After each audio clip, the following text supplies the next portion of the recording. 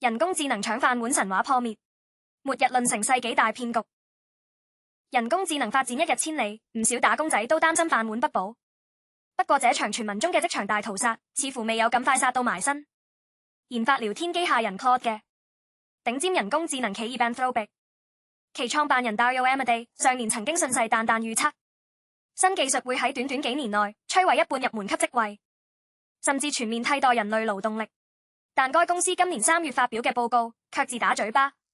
報告坦承自2022年尾以嚟，高危公眾嘅失業率並無出現系統性上升。目前技術嘅實際應用率亦只佔可行性嘅極小部分。即使 Claude 理論上可包攬近乎全部電腦同數學運算，實際覆蓋率僅得30%。各大企業喺數據中心瘋狂燒錢，但整體勞動生產力升幅竟然仲慢過90年代中旬資訊科技熱潮初期。眼見末日論雷聲大雨點小，連 OpenAI 掌舵人 Sam Altman 喺5月都急急轉軚。佢表明唔認為會出現業界吹捧嘅職位末日。麻省理工學院經濟學家 David Autor 一針見血指出，世界改變嘅步伐根本無預期中咁快。這股冷風甚至吹到落投資市場。由人工智能概念股帶動嘅納斯達克指數，自6月初見頂以嚟已經顯著回調。有學者用1986年美國挑戰者號穿梭機爆炸慘劇提出 O-ring 理論，指出當年一粒廉價橡膠環失靈就摧毀造價100億嘅穿梭機。同樣道理，只要人工智能未能做到100%完美無瑕，人類把關嘅角色就無可替代。企業採用新技術提升生產力，反而會帶動其他崗位嘅人手需求。雖然有研究指新技術應用正喺商業層面快速擴張，Tesla 創辦人 Elon Musk 等人亦堅信通用人工智能結合機械人，最終可包攬所有工作。但這場技術革命嘅巨大樽頸已逐步浮現。首先係犯眾憎問題，高達70%美國人因為擔心扯高電費同摧毀社會，強烈反對喺社區興建數據中心。國際能源署更估計，去到2030年，數據中心電力需求將翻倍至945太瓦時，超越成個日本嘅總耗電量。另一方面，學者強調並非所有問題都係電腦運算問題。人工智能雖然擅長模仿語言，但未能接軌現實，頻頻犯下嚴重錯誤。最致命一擊係一條計唔掂嘅經濟賬，要支撐龐大算力，未來可能要動用2成至4成國內生產總值去興建數據中心。諾貝爾經濟學獎得主 Daron Acemoglu 大潑冷水，指出開發模型嘅企業每年狂蝕數以千億計美元，加上技術折舊極快，斷言呢班科企永遠都賺唔到錢。一眾科技巨頭近排轉口風，或許只係淡化社會恐慌嘅公關手段，但背後折射出嘅殘酷現實係，這場劃時代嘅科技承諾，最終可能因為人類社會無法承受其高昂代價，而面臨泡沫爆破嘅危機。人工智能泡沫若爆破，澳洲點樣善後科技基建？全球人工智能發展狂熱，近年持續推向歷史高峰。各大企業與風險投資基金爭相投放天文數字資金。根據國際市場分析數據顯示，全球相關資本開支已突破數千億美元。澳洲國內同樣未能幸免，大量資金湧入人工智能與數據中心建設。當人工智能嘅龐大泡沫最終全面爆破時，澳洲究竟可以點樣善後？面對大量被遺棄嘅科技工具同基礎設施，國家又該如何收拾殘局？報道引述了著名作家兼科技評論人科利多克托羅 Cory Doctorow 嘅深入分析，並且由這位核心專家提出了一套震撼業界嘅具體善後方案。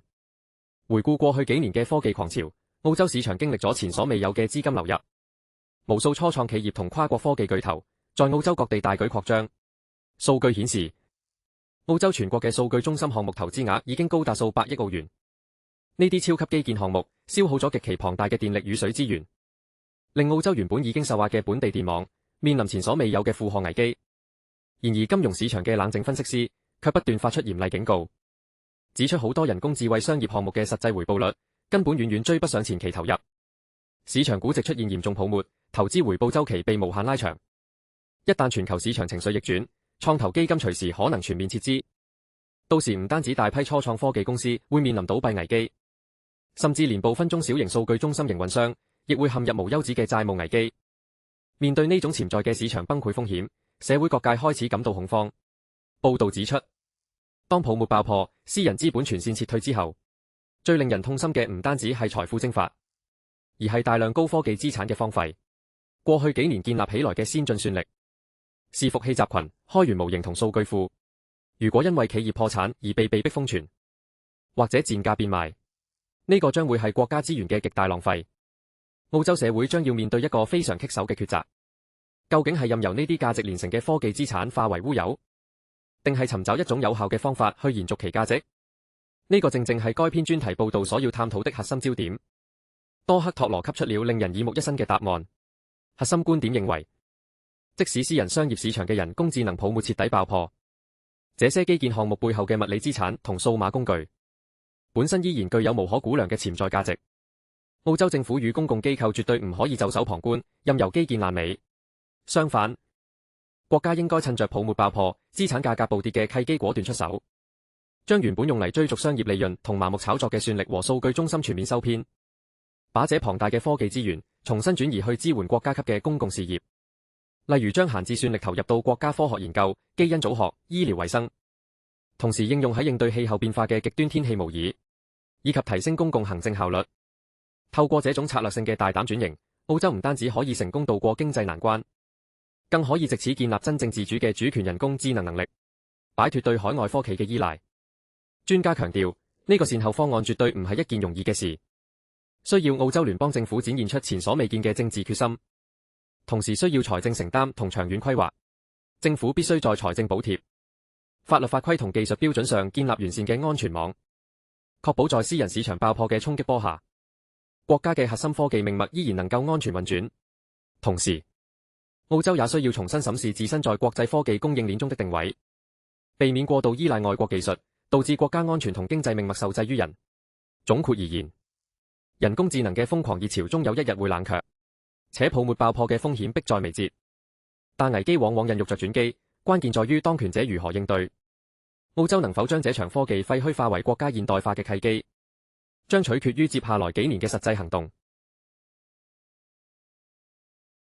馬斯克認沾手政治太過火，拋出人工智能與末日預言。Tesla 掌舵人馬斯克近日接受專訪坦言，自己之前沾手政治嘅確玩得太大，回顧同當勞、特朗普嘅短暫盟友關係，以及主理政府效率部，佢承認當初太過沉迷。身為全球首富嘅馬斯克，今年6月安排 SpaceX 成功上市，個人身家一度突破1萬億美元，成為史上首位萬億富翁。呢個深度訪問喺德州嘅 Tesla 工廠進行，歷時90分鐘，亦係佢身家由高位回落之後嘅首次開腔。談到砸下2億美元幫當勞、特朗普助選，又出任政府效率部負責人，推行爭議性改革，監督咗高達1500億美元嘅聯邦預算削減，仲逼走咗成千上萬嘅聯邦公務員。馬斯克直認不諱咁表示，自己當時真係完全失控。佢喺訪問中坦白講自己真係玩得太過火。舊年12月接受 Podcast 訪問時，佢已經暗示過，呢種用大鐵錘砸爛政府架構嘅做法只係勉強成功。如果時光倒流，佢寧願花時間搞好自己公司，而唔係去搞乜鬼政府效率部。不過面對訪問鏡頭時，佢似乎依然好享受政治參與帶嚟嘅鎂光燈同影響力。佢自信十足咁表示，好多人都未意識到佢講過嘅說話最終都會成真。報道形容，喺佢自己心目中，佢就係一個現代卡桑德拉。談到人工智能發展，馬斯克形容自己喺同一日內經歷咗由極度興奮到恐懼嘅強烈情緒過山車。不過呢種恐懼並非源於 SpaceX 股價上落，而係來自對人工智能嘅憂慮。佢堅信人工智能最終會令到人類嘅工作變成一種選擇，未來嘅數碼同體力勞動將會全面交由 AI 系統同機械人去處理。佢仲計劃將自己嘅 AI 企業同 SpaceX 進行整合，開發專門負責軟件編程等認知任務嘅系統。同時由 Tesla 負責生產人形機械人。更誇張嘅係，馬斯克計劃喺太空興建數據中心嚟為 AI 項目提供動力。雖然專家已經多次警告，呢個舉動會為地球生態帶來災難性後果，佢預言喺短短5年之內 ，AI 嘅智能總和隨時超越全人類嘅總和。而在10年之內，職場機械人將會帶來前所未見嘅極度豐盛年代，甚至令金錢變得完全毫無意義。不過今次訪問之中最惹火嘅部分，莫過於馬斯克嘅政治觀點同大膽預言。已經有多年冇去過英國嘅佢，近年竟然對英國政治異常肉緊，特別係移民同種族議題。佢喺訪問中狂言，英國喺未來20年內將會爆發內戰。當記者追問佢係咪反穆斯林嗰陣，佢立刻使出最擅長嘅轉移視線橋段反擊記者提問，甚至曾經批評杯葛 X 平台嘅媒體根本毫無意義。佢強調自己只係反對強姦同謀殺，亦反對一啲違背西方社會價值嘅規條同法律。佢狠批傳統媒體竟然睇唔透呢一點，簡直係一大悲哀。對於歐洲嘅極右翼勢力，佢認為外界嘅標籤完全係虛假、誤導同荒謬。佢形容嗰班人只係渴望城市安全、邊界穩固同開支合理嘅普通市民。專訪嘅配套分析文章就指出，馬斯克絕對係一個充滿爭議嘅風雲人物。佢喺 X 平台擁有2億4千萬粉絲，有人覺得佢係直言不諱，但更多人認為佢嘅言論充滿偏見。不過佢同時都係少數真正引領 AI 變革嘅科技先驅，對行業走向有決定性影響力。儘管政治言論極具爭議，但他在電動車、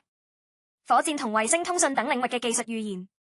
過去多次跌破專家眼鏡，但最後全部成真。針對 AI 徹底摧毀傳統職位之後嘅世界，馬斯克預言社會可能需要大規模嘅財富再分配，藉此創造出所謂嘅全民高收入。佢聲稱到時自己絕對願意交出幾萬億稅款，但同時又自相矛盾咁認為，10年之內金錢根本會變得毫無意義。如果真係走到呢一步，政府應該直接向市民派發支票，因為當機器生產出無限供應嘅商品同服務時，通縮問題將會遠比通脹更加嚴重。談到地緣政治，馬斯克亦對烏克蘭戰爭發表咗看法。儘管佢嘅 Starlink 衛星一直協助烏克蘭軍隊對抗俄羅斯嘅侵略，但佢認為任何和平協議都應該包括將部分領土割讓俾俄羅斯。訪問最後，馬斯克總結咗自己喺 AI 和太空領域嘅雄心勃勃大計。佢喺2024年曾經大放厥詞，預言人類喺2028年就可以踏足火星，甚至引述報道指整個宇宙話唔定只係外星人創造嘅一個電腦模擬程式。佢最後笑言，自己依家做緊嘅嘢荒誕到連自己都覺得難以置信。人工智能種數軟件工程，程式員出路何在？每逢星期一至五，軟件工程師麥特都會乘搭4個鐘火車，前往紐約保齡。呢段通勤時間，佢用嚟開發自家瀏覽器視像遊戲，遊戲嘅每一行程式碼全部都係佢親手編寫。麥特為咗保住飯碗，唔想用真名，佢直言自己正積極保持競爭力。過去半年嚟，麥特嘅工作性質已經出現巨大轉變，佢再唔係主力寫程式、解決難題或做軟件架構，相反，佢嘅日常工作變成審查由人工智能生成嘅程式碼。佢深信呢種轉變會令自己嘅基本功退化，所以佢喺能力範圍之內，盡量拒絕使用人工智能。作為軟件工程師，佢以往年薪超過20萬美元。呢份工喺以前感覺真係穩陣過度，但自從上年遭遇裁員噩夢，加上現任老闆警告要多用人工智能之後，佢直言自己嘅職業前景變得一片黑暗。對於麥特呢一代打工仔嚟講，軟件工程曾代表住穩定同安全，呢個行業亦曾經象徵住向上流動。但隨住人工智能徹底改變軟件開發方式， Google 公布旗下7成半程式碼目前由人工智能編寫。呢個行業嘅變革速度遠超前線員工嘅預期，無數軟件工程師感到沮喪同焦慮。佢哋正努力適應呢個充滿驚嚇嘅全新現實。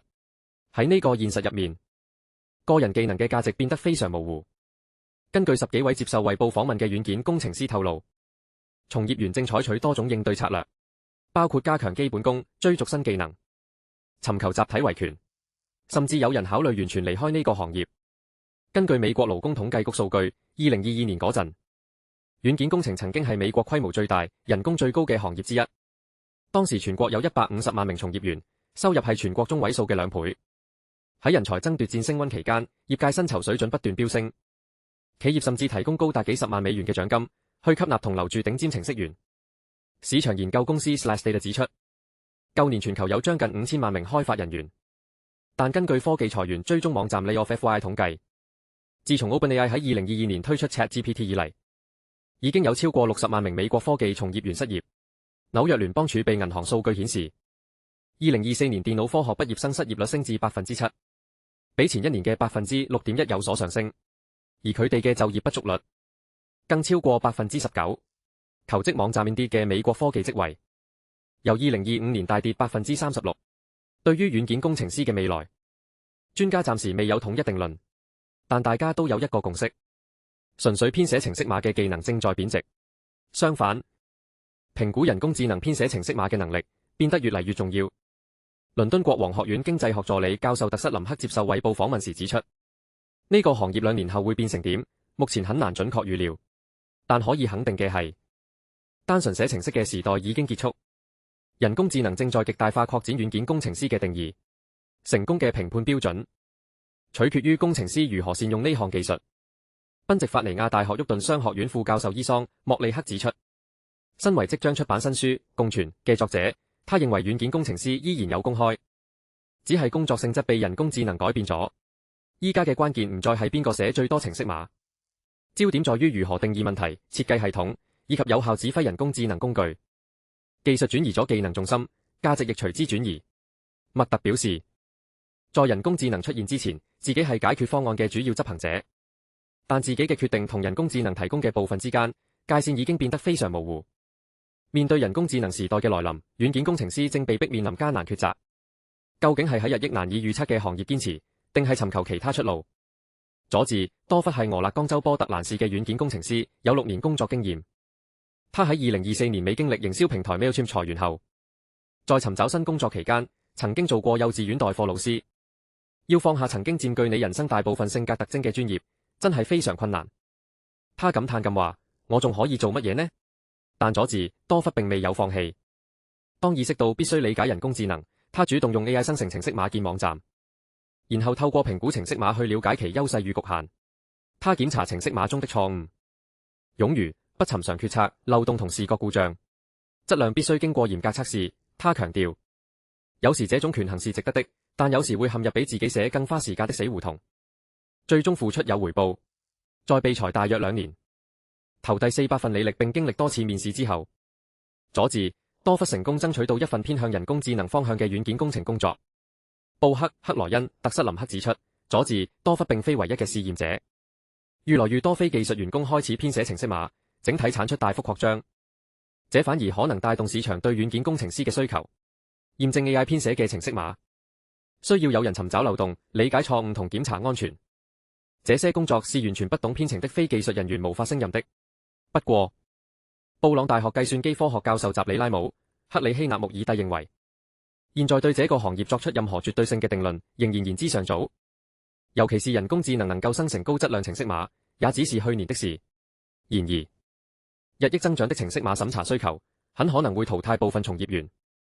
部分軟件工程師為此做好充分準備，但許多人沒有。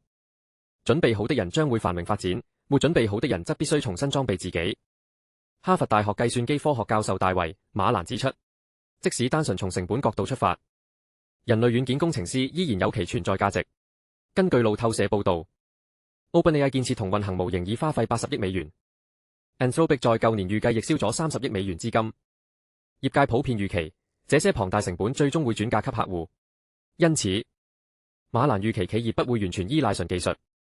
而是會出現一個由人工智能支援軟件工程師嘅健康平衡狀態。回顧10多年前，推動編程熱潮的呼聲無處不在。2013年12月，美國總統奧巴馬推出一項40億美元計劃，名為人人學計算機，旨在向所有美國學生教授計算機科學。他將其譽為經濟機遇的全新基礎技能。私營部門亦響應類似呼號。馬克·朱克伯格同比爾·蓋茨曾參與 CodeAI 編程教學影片。同年，編程訓練營如雨後春筍般湧現。根據追蹤機構 Course Report 統計，當時培訓出超過2000畢業生，到2025年更增長超過1000個百分比。學會編程成為打造成功職業生涯的黃金口號。正因如此，居於洛杉磯，要求匿名保就業的心，在10年前轉行投身軟件工程。他放棄音樂學位，背負13萬美元學貸，並嘗試過多份散工之後，最終攻讀了軟件工程學位。但在入行頭5年內，他的心態由最初的職業穩定，迅速轉變為恐懼自己會失去所有一切。他感到痛心，因為人工智能奪走工作中最具創意同樂趣的部分，只留下最糟糕的部分，即審查不是自己寫的程式碼。他對未來充滿憂慮，擔心一旦被裁員，就會被逼同 Google、Amazon 同 Netflix 嘅流失人才競爭。他坐在辦公室裏，經常胡思亂想，心想如果我去開餐車會點呢？如果我去搞林業又會點呢？心並非唯一感到迷茫的人。在推動全民編程10多年後，這個行業的熱潮正在逐漸消退。根據追蹤教育機構的非牟利組織國家學生清算所數據，在2025至2026學年期間，4年制大學計算機科學專業新生入學人數下降8.1%，研究生入學人數更下跌了14%。面對人工智能威脅生計，軟件工程師正積極加強組織同團結起來。卡特琳·科特擁有8年軟件工程經驗，親眼目睹人工智能重塑自己的角色後，他毅然辭職，並為遭受行業動盪影響嘅科技從業員創立了一個資源中心。卡特琳·科特坦言自己並非資深工程師，他親眼見到人工智能進步的速度遠比他自己進步的速度還要快，這種落差讓他感到非常焦慮。當初他成為軟件工程師的原因好簡單，就是為了清還學生貸款。他曾經在編程訓練營任教，親眼見證來自低收入同家暴庇護所的學生透過編程徹底改變人生。但當他的工作由編寫程式轉變為審查人工智能生成的代碼時，他開始重新思考自己的職業生涯，尋找可以產生更大影響力的地方。今年2月，卡特琳·科特創立名為我們將要的組織，該組織屬於科技工人聯盟的一部分，旨在協助工人應對裁員談判，獲取失業收入及組織工會。該中心在成立首個月內推出的首個宣傳活動，旨在協助 Amazon 員工組織應對 AI 普及化並處理福利。其第二個活動則針對被 Oracle 裁員的工人，協助他們進行離職補償談判並建立支援小組。今年5月，該組織更與 Meta 員工合作，探討員工監控問題。卡特琳·科特表示，對人工智能與大規模裁員嘅憂慮，正推動會員人數同集體維權嘅參與度不斷上升。每當我們將要進行大規模外展通話時，往往在1星期內就有超過100人加入。此外，每天至少有10名工人主動聯絡，希望透過科技工人聯盟進行組織工作。但由於業內少人做過這類事，幾乎在無路線圖下摸索前行。因此，他向 Alphabet 與華盛頓郵報技術工會等機構尋求指導。他直言目前需求非常龐大，但作為一個行業，我們連工會都沒有，亦沒有共識的法規標準。